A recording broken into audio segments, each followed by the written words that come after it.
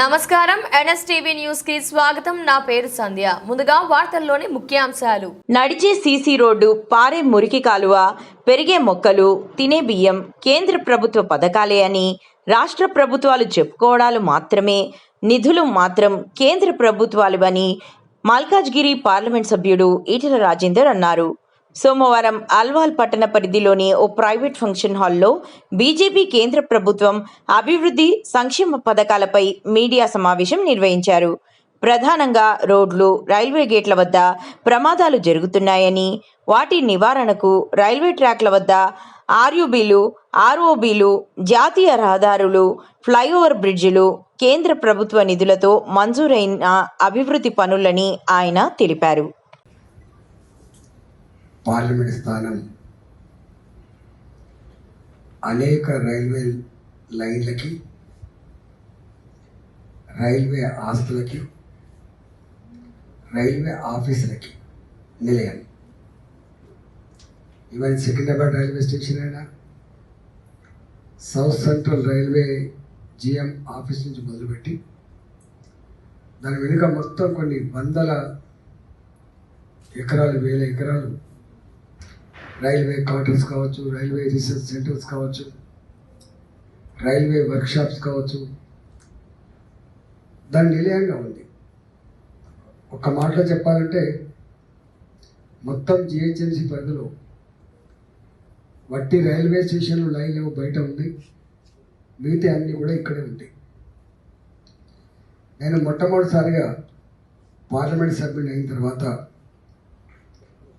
ఈ రైల్వే సమస్యల మీద 1-2 సార్లు జిఎం పరిధిలో రివ్యూ పెట్టుకొని ప్రజలు ఏ సమస్యలు చాలా తీవ్రంగా ఎదుర్కొంటున్నారు, ఇబ్బంది పడుతున్నారు, వాటన్నిటి సార్ట్అవుట్ చేయాల్సి అక్కడ ఉందని చెప్పి రివ్యూ పెట్టుకొని నేను రైల్వే కేంద్ర మంత్రి వర్యులతో స్వయంగా రివ్యూలు పెట్టుకొని రైల్వే బోర్డు చైర్మన్ గారితో రివ్యూలు పెట్టుకొని స్వయంగా పార్లమెంట్లో కూడా ఈ అంశాలన్నీ కూడా లేవనెత్తి అన్ని సమస్యల్ని ఒకసారి ప్రస్తావించడం జరిగింది. దాని మీద నేను మొట్టమొదటిగా కోరిన మాట ఏంటంటే, రాష్ట్ర ప్రభుత్వంతో కోఆర్డినేషన్ కుదిరేది కాదు, రాష్ట్ర ప్రభుత్వ కాంట్రిబ్యూషన్ మీరు ఎక్స్పెక్ట్ చేయొద్దు, రాష్ట్ర ప్రభుత్వం ₹1 ఏదనుకొని మాత్రమే మీరు చేయడానికి ముందుకు రావాలని చెప్పినప్పుడు చాలా పాజిటివ్గా రియాక్ట్ అయ్యి రైల్వే మంత్రి గారు ఒక ఆదేశం ఇచ్చారు. రాష్ట్ర ప్రభుత్వ కాంట్రిబ్యూషన్ లేకపోయినప్పటికీ కూడా గతంలో రాష్ట్ర ప్రభుత్వ కాంట్రిబ్యూషన్ కోసం శాంక్షన్ అయ్యి ఎదురు చూసే ప్రాజెక్టు కూడా 100% రైల్వే డిపార్ట్మెంటే మొత్తం ఖర్చు పెడుతుందని చెప్పి వారు ఒక ఆదేశాలు ఇచ్చారు. దాని మీద మళ్ళీ డిఆర్ఎం సికింద్రాబాద్, డిఆర్ఎం హైదరాబాద్ వాళ్ళ ఆఫీసులో స్వయంగా మళ్ళీ మీటింగ్ పెట్టారు. రాష్ట్ర ప్రభుత్వ అధికారులు, రైల్వే అధికారులు మళ్ళీ మేము మా ప్రజాప్రతినిధులను రివ్యూ పెట్టినప్పుడు వాళ్ళు అన్నారు, సార్ మేము ఇవ్వలేము, మీరే 100% డబ్బులు ఇచ్చి ఈ ప్రాజెక్టు పూర్తి చేయమని చెప్పి కోరింది. ఒక్కటి మాత్రం తురకపల్లి అనుకుంటారు, బొల్లారావతల తురకపల్లి ఉన్నది, అక్కడ ఒక దగ్గర మాత్రం ఆల్రెడీ మేము కూడా డబ్బులు శాంక్షన్ చేసి ఉన్నాం కాబట్టి ఆ ఒక్కదాన్ని మేమే పే చేస్తామని చెప్పారు. మిగతా అన్నీ కూడా మీరే టేకప్ చేయాలని చెప్పినప్పుడు నేను మళ్ళీ గారి ఆధ్వర్యంలో మీటింగ్లు పెట్టి మళ్ళీ రైల్వే మంత్రి గారి అతను మీటింగ్లు పెట్టి కొన్ని శాంక్షన్ తెచ్చినాం. దాంట్లో తురకపల్లి, ఇప్పుడు నేను చెప్పిన తురకపల్లి అది రేపో మాపో పని మొదలు పెట్టబోతున్నారు. రెండవది క్రానిక్ ఇష్యూ 1996లో ఆర్ఓబి శాంక్షన్ కాబడ్డది. ఇక్కడ బొల్లారం రైల్వే స్టేషన్ పక్కపట్టి ఒక ₹36 కోట్ల కంపెన్సేషన్ కూడా ఇవ్వబడ్డది. నాకు పేపర్లు ఉన్నాయి. 30 లక్షలు, ₹36 లక్షల కంపెన్సేషన్ పే చేయబడి 1996 అంటే ఎన్ని సంవత్సరాలు అయితే వస్తుంది అంటే 30 ఏళ్ల క్రితం శాంక్షన్ కాబడి కంపెన్సేషన్ కూడా ఇవ్వబడి ఇంతవరకు కట్టకుండా ఆ ప్రాంత ప్రజలకు ఎంత వేదన దుఃఖం మిగిలిందో మనకు అర్థం కావాలి. దాని మీద మేము అన్నాం, ఈ స్ట్రక్చర్స్ అన్నీ ఇప్పుడు కూలగొట్టడం సాధ్యమైంది కాదు కాబట్టి కంపల్సేషన్ ముట్టినప్పటికి కూడా ఆర్యూబీ కింద కన్వర్ట్ చేసి ఇవ్వమని చెప్తే వాళ్ళు ఆర్యూబీ కింద కన్వర్ట్ చేసి ఇస్తున్నారు. దాన్ని కూడా అతి త్వరలోనే శిలాపలకం వేయబోతున్నామని చెప్పి నేను మనం చేస్తాను. బొల్లారం రైల్వే స్టేషన్ దగ్గర ఉన్న ఆర్యూబీ రైల్వే గేట్ అక్కడ ఆర్యూబీని ఒకదాన్ని మేము నిర్మించబోతున్నాం. అదేవిధంగా ఇక్కడ మనం కళ్ళు కాంపౌండ్ నుంచి వెళ్ళి జయశంకర్ సార్ విగ్రహం దగ్గరికి పోతున్నప్పుడు జనప్రియ రోడ్ అంటారు, కొంతని జనప్రియ రోడ్ అంటారు. మీకు తెలిసి ఇటు పక్కకు ఒక సిగ్నల్ ఉంటుంది, అటు పక్క ఒక సిగ్నల్ ఉంటుంది. ఒక వెహికల్ రావాలి, ఒక వెహికల్ పోవాలి, చాలా ట్రాఫిక్ జామ్ అవుతుంది. అక్కడ మొన్న శాంక్షన్ చేసినాం. అదే 6.6 crores 6.6 కోట్ల రూపాయలతోటి దాన్ని శాంక్షన్ తీసుకున్నాం. ఇదొక డివిజన్. ఇవాళ మేడ్చల్ ఒక ఆర్యూబీ మేము రాకముందే కన్స్ట్రక్షన్ అవుతుంది, కానీ అది నేరో ఆర్యూబీగా ఉంటే దాన్ని కొంచెం విడ్త్ పెంచి అదనపు నిధులు ఇచ్చి రేపు రైలు పట్టాల అవతల కూడా పెద్ద ఎత్తున టౌన్ డెవలప్ కాబోతుంది కాబట్టి మీరు 2 లేన్లు ఇవ్వాలని చెప్పి అక్కడ అడిషనల్ చేయించడం. గౌడవెల్లి దగ్గర కూడా ఒక ఆర్యూబీ ఆంధ్రప్రదేశ్ శాంక్షన్ అయింది, కానీ సింగిల్ లేన్ శాంక్షన్ అయింది. మేమన్నా ఇవి చాలా ఫాస్ట్గా విస్తరిస్తున్నాయి, ఇంకా వెనుకట్లెక్క ఇంకా సింగిల్ లేన్ పోయిందని చెప్పి దానికి కూడా డబుల్ లేన్ ఆర్యూబీల కోసం పూర్తి స్థాయిలో అడిషనల్ డబ్బులు కూడా ఇప్పించేది కూడా పూర్తి చేయించబోతున్నాం. ఒకటి పూర్తయింది, కూడా పూర్తి చేయించబోతున్నాం. తర్వాత కొంచెం ముందుకు వచ్చింది కదా గుళ్ళపోచంపల్లి కూడా గతంలో ఒక ఆర్యూబీ శాంక్షన్ అయింది, కానీ ల్యాండ్ అక్వేషన్ కాకపోవడం వల్ల దాన్ని ఎవరు పట్టించుకునే. ఆ ల్యాండ్ అక్వేషన్ డబ్బుని కూడా కేంద్ర ప్రభుత్వ రైల్వే డిపార్ట్మెంట్ ఇప్పించి దాన్ని కూడా కొంత సగం పూర్తయింది, ఇంకా సగం అయింది.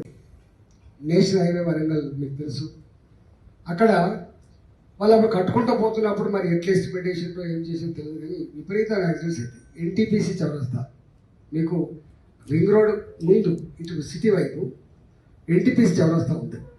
ఎంతోమంది ఇంజనీరింగ్ విద్యార్థులు చచ్చిపోయారు. ఆడ ఇంజనీరింగ్ కాలేజీ బాగుంటాయి, క్రాస్ అవుతూ అనేక మంది చచ్చిపోయారు.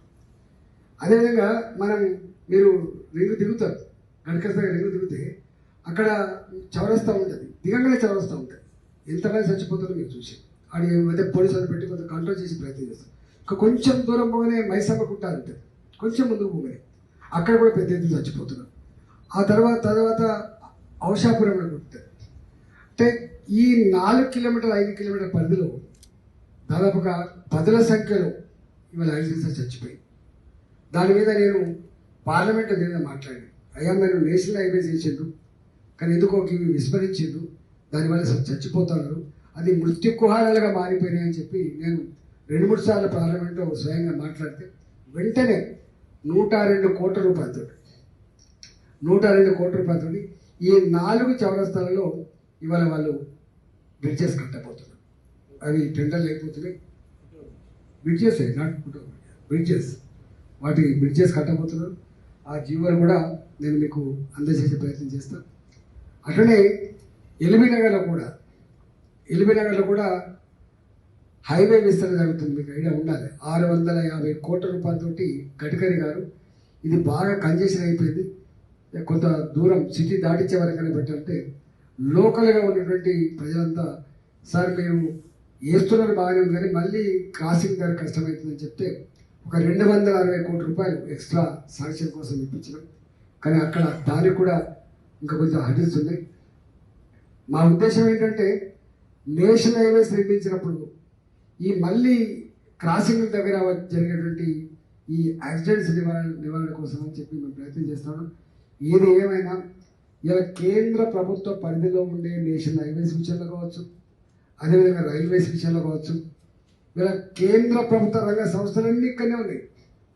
మీరు మొత్తం ఇవాళ జియోలాజికల్ సర్వే ఆఫ్ ఇండియా కావచ్చు, ఇవాళ సిఎస్ఐఆర్ కింద మీకు తార్నాకల్ ఉన్నటువంటి 3 సంస్థలు కావచ్చు, ఇవాళ మొత్తం కేంద్ర ప్రభుత్వ రంగ సంస్థలన్నీ కూడా ఇక్కడే ఉన్నాయి.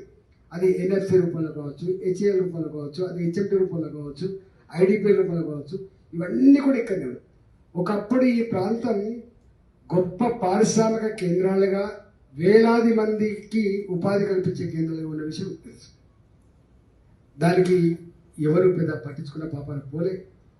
నేను chemicals and fertilizers and pharmaceuticals దాంట్లో నేను మెంబర్ ఉంటే మా పార్లమెంట్ బృందాన్ని తీసుకొచ్చింది.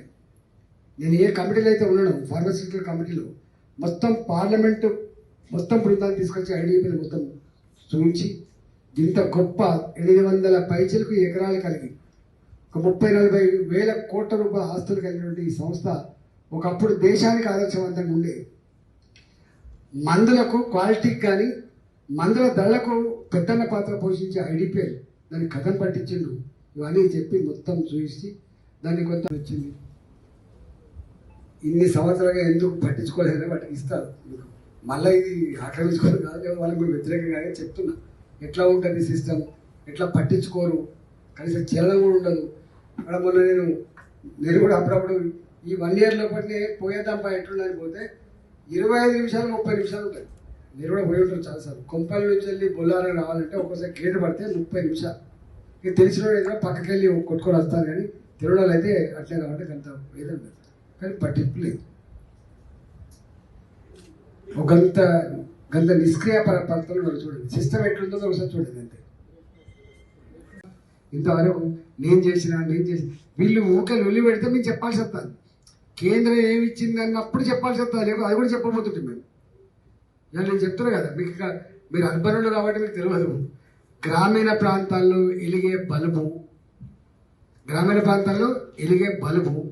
గ్రామాలకు పోయే పిఎంజేస్ రోడ్లు, ఊర్లలో ఉన్న సిమెంట్ రోడ్లు, పారే మురికి కాలువలు, నడిసే గ్రామ సచివాలయాలు, అంగన్వాడీ కేంద్రాలు, ఇవన్నీ కేంద్ర ప్రభుత్వం. పెరిగే పచ్చడి మొక్కతో సహా అన్ని కేంద్ర ప్రభుత్వం మీరు గుర్తుపెట్టుకోండి. వాళ్లకు తడి చెత్త, పొడి చెత్త, వైకుంఠ ధామాలు ఏంటని చెప్పాలి. గ్రామీణ ప్రాంతాల్లో ఏదైతే కేసీఆర్ నేనిచ్చిన అన్నాడో అవన్నీ కూడా కేంద్ర ప్రభుత్వం. మళ్ళీ చెప్తున్నా, పిఎంజేస్వై రోడ్లు, నడిసే సిమెంట్ రోడ్లు, పారే మురికి కాలువలు, పెరిగే పచ్చడి చెట్టు, శ్మశాన వాటికలు, తడి చెత్త, పొడి చెత్త షెడ్లు, చౌరస్తాలో వెలిగే బల్బులు, నడిచే స్కూలు భవనాలు, అంగన్వాడీ సెంటర్లు, గ్రామ సచివాలయాలు, ఇవన్నీ మీరు ఎప్పుడు అడగండి. ఇవి నువ్వు గ్రామ పంచాయతీ సఫాయికి శానిటైజర్ వర్క్ జీతాలు ఇచ్చే పరిస్థితి లేదు, గుర్తుపెట్టుకోండి. సర్పంచులుగా, వార్డు మెంబర్లుగా, ఎంపీటీసీలుగా పనిచేస్తే బిల్లు రాకపోతే చచ్చిపోతుందని మీకు తెలుసు. వాళ్ళ ముఖాలు కట్టున్నాయి. ఈ సంవత్సరాలు దాటిపోతుంది. ఏం చేస్తారు వాళ్ళు? ఓ డిసిప్లిన్ లేదు, ఫైనాన్షియల్ డిసిప్లిన్ లేదు. అందుకని వాళ్ళ గురించి ఏం మాట్లాడినా ప్రజలు మాట్లాడకుండా మేమేందుకు మాట్లాడాలి? మేము మాట్లాడితే గయ్యం చేస్తాను మా మీద. మళ్ళీ చేస్తున్నాం. మాకు ఊకే పదే కాంగ్రెస్ ప్రభుత్వం ఏమిచ్చినట్టు ఇవాళ మీరు కొంపలిసి అని కడుతున్నారు. మీకు తెలుసు ఆ ఫ్లైఓవర్ కేంద్ర ప్రభుత్వ నిధులు 100% 950 కోట్ల రూపాయలతో కేంద్ర ప్రభుత్వం ఎంతో కడుతున్నాయి అప్ టు మేడ్చల్ దాకా. సేమ్ మీకు మొన్న గడ్కరీ గారు వచ్చి ఓపెన్ చేసిపోయింది ఆరాంఘాతి నుంచి ఎయిర్పోర్ట్ వరకు. అవన్నీ కేంద్ర ప్రభుత్వం నిధులతో కట్టినాయి. ఒకటి మొన్న ఓపెన్ చేసి కిషన్ గారి దాంట్లో అది కూడా కేంద్ర ప్రభుత్వం నిధులు 100%. రేపు ఏ కాంట్రాక్టర్ అయితే సతాయిస్తున్నాడో ఉప్పల్, అది కూడా అయిపోతే అది కూడా కేంద్ర ప్రభుత్వం నిధులతో. ఇంతకుముందు చెప్పినట్టుగా ఎలివేనాథ్ కూడా కేంద్ర ప్రభుత్వం నిధులే. బిహెచ్ఎల్ సైడ్ కడుతున్న కూడా కేంద్ర ప్రభుత్వం. అంటే మా ప్రభుత్వమా కాదా? వీళ్ళు ఎట్లయితే ఇందిరమ్మ ఇల్లు, మా జాగీరు, మా కార్యకర్తలకు ఎంచుకుంటాం. ఏ పార్టీ వాడైనా కానీ మా పార్టీ కార్యకర్త దగ్గర రావాల్సిందే, భద్రాడుకోవాల్సిందే. వాడు అంటాడు మా కాళ్ళ పట్టుకుని ఇంతవరకు వాడు అంటాడు. వాడు అంటే మీరు అయ్యే జాగీర్ లెక్క. కానీ మోడీ గారి పాలసీ రాష్ట్రాలు అభివృద్ధి చెందకుండా దేశం అభివృద్ధి చెందదు. ఇది మోడీ గారి పాలసీ.